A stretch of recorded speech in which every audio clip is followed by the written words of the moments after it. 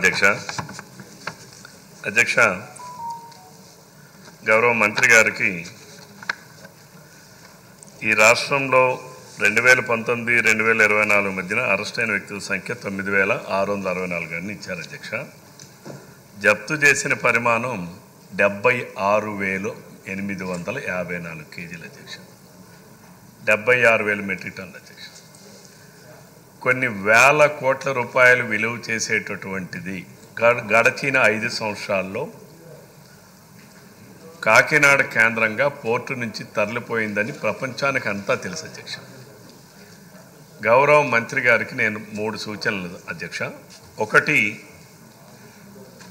2024 June 12 తర్వాత నేటి వరకు ఎంత పరిమాణం మీరు అధికారులు పట్టుకున్నారు, ఏ ప్రాంతాల్లో పట్టుకున్నారు, ఎంతమంది పైన కేసులు పెట్టారు, ఇది ఒక క్వశ్చన్ అధ్యక్ష. రెండవది నా సూచన ఏంటంటే, మీరు కేసుల్లో స్వాధీనం చేసుకున్న నిల్వలను ప్రతి కేసు యోగ్యత ఆధారంగా జాయింట్ కలెక్టర్, జిల్లా కలెక్టర్ జప్తు చేసి ప్రభుత్వానికి బదిలీ. ఎంత వచ్చిందో చెప్పమనండి అధ్యక్ష, నేను కోరుతా ఉన్నా. దాని వాల్యూ ఎంత? ఎందుకంటున్నా అంటే గౌరవ మంత్రి గారికి నా సూచన, మీరు సీజ్ చేసిన బియ్యాన్ని ఏ 2 సంవత్సరాలకో 3 సంవత్సరాలకో 4 సంవత్సరాలకో ఆక్షన్ వేస్తామనంటే అసలు ఆ బియ్యంలాగా ఉంటాయా?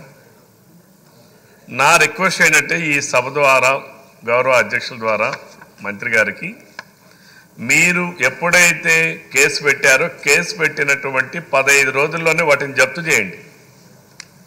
దానివల్ల ఏమవుతుందంటే మనం కేసులు కాదు కావాల్సింది, at the same time recoveries కూడా ప్రాపర్గా జరగాలి.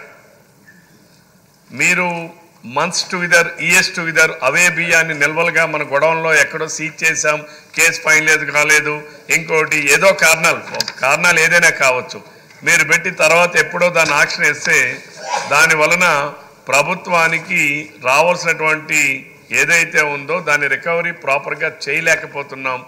ఫర్ ఎగ్జాంపుల్ నా నియోజకవర్గంలోనే సరుబుజ్జిలి మండలంలో ఒకనాడు ఆక్షన్ కని పిలిచారు అధ్యక్ష. మీరు సీజ్ చేసినటువంటి బియ్యాన్ని పిలిస్తే వాళ్ళు ఆక్షన్కి పాడుకోవడానికి వెళ్ళినటువంటి వాళ్ళు ఆ బియ్యాన్ని చూసి అవి కనీసం ఎలుకలు కూడా తెల్లలేనటువంటి పరిస్థితులు ఉన్నాయి అధ్యక్ష.